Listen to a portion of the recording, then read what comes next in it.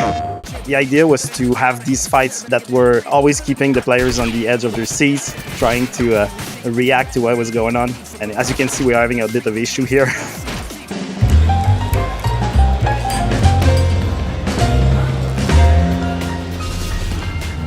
Hello everybody, welcome back to another episode of PlayStation Underground. You got Tim here. We are so excited to be checking out Teenage Mutant Ninja Turtles Shredder's Revenge, and we're joined by two guests from Tribute Games. We have Jean-Francois Major, who's co-founder and programmer at Tribute Games. Hey Jean-Francois. Hey, thanks for having us. Thanks for joining us. We got Frederick James, who's game designer at Tribute Games. How's it going, Frederick? Doing good.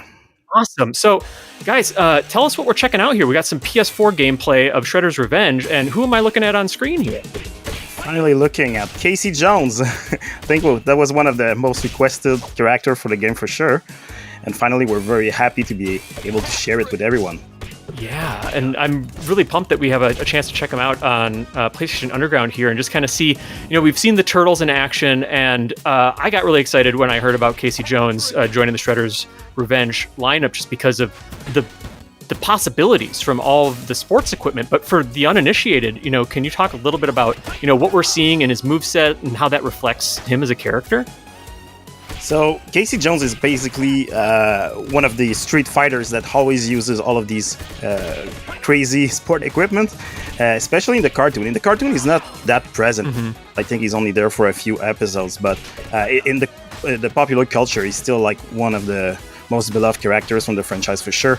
And we really wanted to just bring what makes that character pretty unique, and just having like this goon of a character that can just jumps in the fight, and he uses all of these sport equipments for the fight, like hockey sticks, golf clubs and such. Like a slap shot move there. Exactly, but we tried to keep to still keep it funny and keep it like lighthearted. We didn't want it to be like something that is very brutal. We want to make sure that it's still family-friendly experience for sure. I love the detail of the different helmets. Did he put on a golf hat when he swung a golf club, and then was it a baseball hat when he was sliding right there? Exactly. Like our animators, they just went crazy with the small details like these, because all of our characters are all drawn by hand. It's all pixel art animation, so we really can put a lot of unique and small details into each of these. And especially with Casey, we thought it would be very funny to have all of these sport moves that would also be dressed up for the actual, just like we saw here, like the basketball dunk. Yeah, that switches to the sport outfit. Oh, so he was just doing a slam dunk attack. I also got to say, I love the Foot Clan with the CRTs and them just getting crushed under the weight of these heavy CRTs. Don't mess with them. And then are these evolved mousers that we're looking at, or these enemies here? Yeah, these are actually a new addition to the series. It's one of our creations. So they're, correct me if I'm wrong, Fred, but I think they're Mouser Model 3s. Yes, exactly. And they're really cool. They can grab the player and toss them. That's awesome. I love those guys. That's a teleported back in time. I playing with the toys that wind up and walk, and just seeing the Tribute Games take on a different model of them is so fun. Oh, here we go. So is this one of his special moves? So these are the power pizzas. So basically it's for a limited time, you have this crazy whirlwind move that you can perform and just plow through enemies for a short duration of time. So we're going to jump to another section of the game here, and we are on the, please remind me the names of these very radical boards that we're on. The Cheapskates. The Cheapskates, okay, gotcha. And then, worth mentioning, so this is all pre-recorded gameplay, so we're kind of checking it out. Unfortunately, we don't have, controllers in our hands playing as Casey and the Turtles and April here. This seems like a really good example of a lot of the variety that we'll see in Shredder's Revenge. Can you talk a little bit about, this sequence? Yeah, we tried to, remain true to the original arcade games by just having those sequences on which you're basically on rail and the action is coming at you at a breakneck pace. Mm-hmm. The idea was to have these fights that were always keeping the players on the edge of their seats, trying to react to what was going on. And as you can see, we are having a bit of issue here dodging all of these cars. Yeah, no, there's a lot happening, and I also love to see the flattened effects of when they do get hit, and just seeing the fun that the animators have been having. Yeah, and these cars are also based on a toy that actually was inspired by the show. So that's fun to have like these small little references to the whole TMNT universe. Just like this vehicle here, which is the Turtle Tenderizer, which I think, if I remember correctly, was a canceled toy that was basically for a vehicle for Bebop and Rocksteady. That's great. Yeah, we just saw Rocksteady a little bit, giving everybody guff here.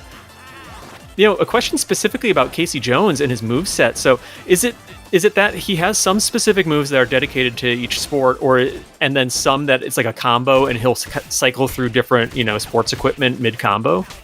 Yeah. So we try to make all of these combo kind of work. Like every characters, they have the same types of moves, but they are all different and they all have different outcomes. So in the case of Casey, first of all, he's one of the strongest character because he's a bit slower, but he's very powerful. Mm-hmm. His attacks have a lot of impact, but he can also change different combos depending on the attack triggers. Jumping a little bit further ahead here as well to the Channel 6 news station to the studio, and I gotta take a second and see what I'm looking at. Am I looking at 6-player Turtles co-op?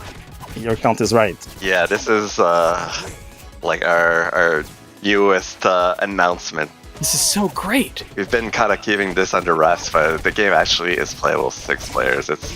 Oh man, it gets really chaotic. I love it. Like you maniacs, you've done it. It's just so fantastic. And like one thing I wanted to note. And ask a little bit about this. I also have to note that Bebop being on camera, that was incredible. So much fun. But it seems like, as chaotic as it is, the color palettes and like the bold, bright primary colors of the turtles obviously help them stand out. But I'm seeing when they do special moves, like Raph is really red, and Casey Jones and Leonardo, they look like they have different shades of blue. So it's helping me track them despite the chaos. Like, what was the sort of design thought behind making this read well? Yeah, we tried to really, use the same color palette that was relevant and iconic to each characters. So, of course, the 4 turtles, they all have their own colors. The special effects and all the visuals are have this color imbued into it. So it's really rewarding because when you pull out a special move like this in the middle of 6 players versus a bunch of Foot Clans, you don't want it to get lost. So yeah, we really wanted to make sure that it was like a rewarding experience by having the small paws, all of the colors, and also the voiceovers when we can hear it. Yeah, that's awesome. Was there any specific challenges with implementing 6-player co-op into this kind of old school? I guess there were 6-player arcade games back in the day, like beat 'em ups. But for your purposes, were there any challenges with implementing this? Yeah, well, obviously, 6-player is not an easy feat. We had to really balance the gameplay aspect of and throw more enemies at the player just so people don't feel left out or left alone. Yeah, I think it was mostly like a balancing challenge. Because I could imagine you could really beat up a boss. Yeah. The game will, scale accordingly to the number of players, and that occurs in real time. So this is something that, from day one we knew we wanted to do. So we built the whole game around it. And one thing that we did that kind of works well with such a high amount of players is having team attacks. So basically, there are some attacks in the game that can trigger if 2 players do the same action at the same time. And having 6 players inside the same stage definitely help for these. That's awesome. Well done. Frederic, Jean-Francois, thank you for joining us. And TMNT Shredder's Revenge will be out on PS4 June 16th. So thank you guys. Thank you so much. Thanks.